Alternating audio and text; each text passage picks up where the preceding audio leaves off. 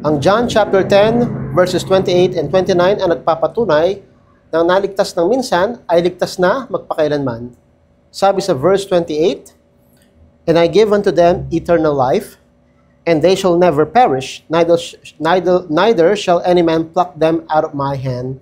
Verse 29, "My Father which gave them me is greater than all, and no man's able to pluck them out of my Father's hand."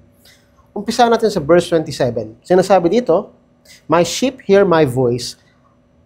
Ang aking mga tupa ay nininig ang aking tinig, at kilala ko sila, at sila'y sumusunod sa akin. Sino ba ang mga tupa ng ating Panginoon? Balikan natin sa verse 26. "Ngunit hindi kayo nagsisisampalataya, dahil hindi ko kayo mga tupa, gaya ng aking sinabi." Ang ibig sabihin, ang kabaligtaran nito, yung mga sumampalataya kay Kristo, yung mga tupa niya. At sa verse 27, sabi, "At sila'y sumusunod sa akin." Nangangahulugan ba na lahat ng sumampalataya kay Kristo, susundin lahat ng utos niya? Hindi yun ang ibig sabihin. Tulad ng mga tupa, dinirinig nila ang boses ng kanilang pastol. Yung nangangalaga sa kanila, dinirinig nila ang boses. Yun ang kilala nilang boses para sundan. Hindi sila pwedeng tawagin ng sinuman at susundan nila, kundi yung boses lang ng nangangalaga sa kanila. Nangangahulugan na yung mga sumampalataya kay Kristo, ang sinusunod nilang katuruan, yung pangangaral ni Kristo kung sino siya, at ang sinasabi sa Biblia, siya ang nanggaling sa taas at siya nagbibigay ng buhay ng walang hanggan, yung mga sumampalataya sa Kanya.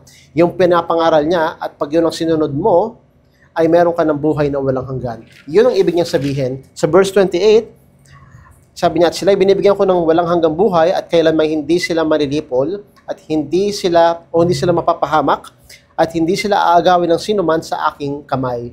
Ito ang kamay ng ating Panginoon, at nandito tayo, walang makakaagaw sa kanyang mga kamay. Kahit sino, kahit ako, hindi ako makakaalis sa kanyang mga kamay, dahil protektado niya na ako, walang hanggan, walang katapusan, niya na akong niligtas, at ako'y nasa kamay niya na, at hindi na ako pwedeng mawalay sa kanya. At sabi sa verse 29, "Ang aking Ama na sa kanila ay nagbigay sa akin ay lalong dakila kaysa lahat, at hindi sila maagaw ninuman sa kamay ng Ama." Ito ang kamay ng Ama, kamay ng Anak, at pareho tayong nasa kanilang mga kamay kung bakit tayo ay nananatiling ligtas, at kung bakit tayo ay naligtas magpakailanman, at walang makakaagaw sa kanilang kamay. Ako rin mismo, hindi ako makakaalis sa kanilang kamay. Hindi naman tayo nakahawak sa kanila, at kailangan natin panatiling nakahawak para panatiliin ang kaligtasan. Hindi po. Sila ang nakahawak sa atin dahilan kung bakit wala na makakaagaw sa ating kaligtasan, kung bakit hindi na tayo pwedeng mawala sa ating kaligtasan o sa kanilang kamay. Yan ang pagpapatunay na naligtas ng minsan ay ligtas na magpakailanman.